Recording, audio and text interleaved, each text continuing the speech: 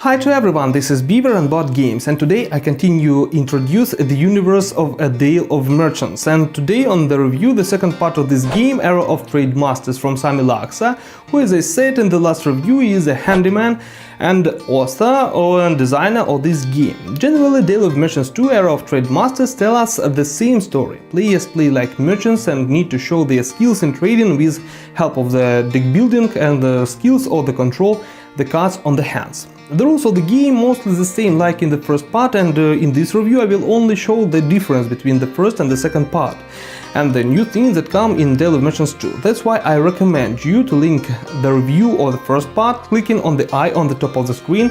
In that review I told in details about the game mechanics and described the game process. Returning to this review, I will show next 6 Animal Fold decks that come in this box and also talk about its abilities and influence on the game process.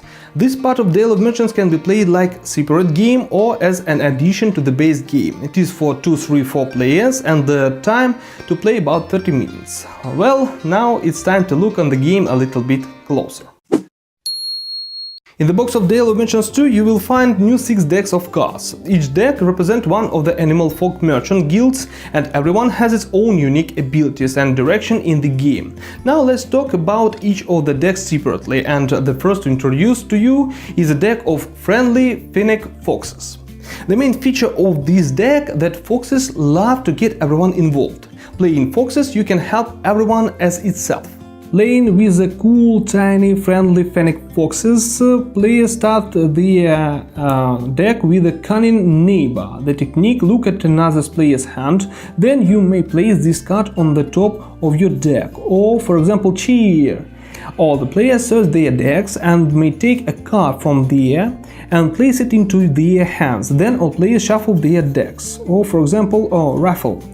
Choose left or right. All players take a random card from the hand of a player in a chosen direction and place it into their hands, or for example all. Tasters.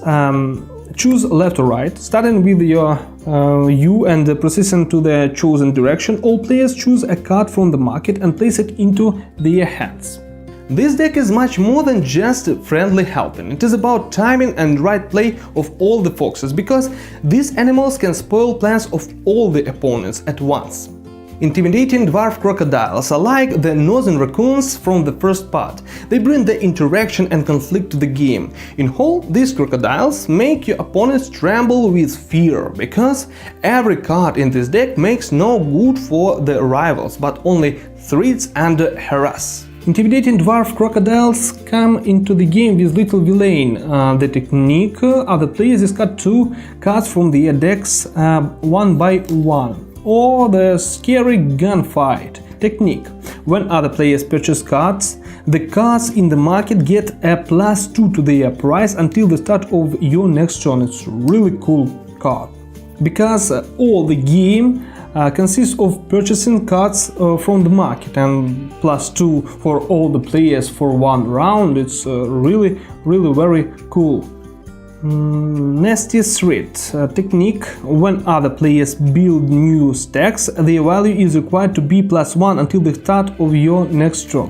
Really cool, and other players can only draw up to 1 new card at the end of their turns until the start of your next turn. Oh, wow! Reckless polycards are similar to the lucky ocelots from the Tale of Merchants first game. They also bring chaos and random to the game, especially with a unique die with 3 different sides. These polycards can help to clean your hand from not necessary cards, but also can give bonuses for this. When you play with reckless polycards, you start with the Daring Adventurer. This is a technique card, and it can give you the ability to roll the dice and throw away the rolled amount of the cards in the market. Fill the market by drawing cards from the market deck. Or for example, in this deck, a rare artifact, the technique: choose and show another card from your hand. Roll the dice and multiply the chosen card's value with the rolled value for this turn. Or for example, the Swank, a technique: throw away a card from your hand, and if it was an Animal Folk card, draw 1 card from the market deck and place it into your hand. And the valued one. Natural Survivor, the price 5. Roll the dice, search your deck and exchange the rolled amount of the cards between your hand and the deck. Shuffle your deck, very cool. And so far, while this card is in your style, your hand size increased by 1. Besides, rolling the cubes is always fun, and it gives a little bit chaos in strategic way of the game, as the polycats itself in life. Experimenting platypuses can give more control of the cards on the hand. They all can help to get the right card into the hand at the right time, because you can easily search through the deck by pulling cards from it and rearrange new cards for a new draws. Tireless Tinkerer technique: take the top card from your discard pile and place it into your top of the deck. Calculations: when you use this card to purchase, you may rearrange any cards in the market before the purchase. Or, for example, safety procuration. Swap this card with any card from a stack in your style. Place the new card into your hand. Or dangerous test: draw 3 cards from your deck and place them into your hand. Then discard 3 cards from your hand. Really cool. A Little Glue is just an incredible card. It lets you to purchase any card from the market and then put the glue back into the hand. And it has a price of 5, which means that you have $5 for purchasing every round. Just an amazing card. Observant Snowy Owls is the reactant deck. Almost all the cards in the deck have words after another player, and they are passive. That means that abilities of the cards triggers every time when corresponding action occur. The deck of the Observant Snowy Owls starts with Wise Spy. The passive: you may draw the top 3 cards from your deck and place them back in any order once in your turn. Ancient Knowledge: after another player has resolved a technique card, you may search your deck. Then you may discard 1 card from the air, shuffle your deck. Very good cleaner. Or Quality Inspection. Passive: after this card is placed into your hand, you may throw away a card from your hand. If you do so, draw 1 card from your deck and place it into your hand.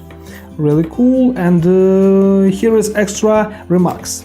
Passive: after another player builds a stack, you may search your discard pile for a card and place it on the top of your deck. Really cool card. There are a lot of events that can trigger abilities of the owls, and it's really hard to avoid it happen not to trigger the ability. And the last deck is Diligent Pale-Throated Sloth. This is a unique deck because of its abilities and changes of mechanics that they bring into the game. To play Sloth, players put cards in front of them and all they have alone run abilities. That means that they will activate only in the next player turn, but not exactly after the play of the card. The technique: at the start of the next turn, draw a card from your deck and place it into your hand. Or, for example, Shopping Journey: at the start of your next turn, choose a card from the market and place it into your hand. Or draw all junk cards from your discard pile and place them into your hand. At the start of the next turn, you may throw away 1 card from your hand. Some kind of cleaner of the cards from the hand. Siesta: at the start of your next turn, you may search your discard pile for a card and place it into your hand. Or, for example, Ironing: at the start of your next turn, all the cards you use get a +1 to their value from that turn. This ironing very looks like Flashy Show from the Snappy Scarlet Macaws. This technique can give all the cards you used get a +1 to their value for this turn, but Ironing give +1 to all the cards for the next turn. That's a really strategic deck that forces players to plan all the actions in future, and the next turn combine the hand cards with the delayed effects of the sloth.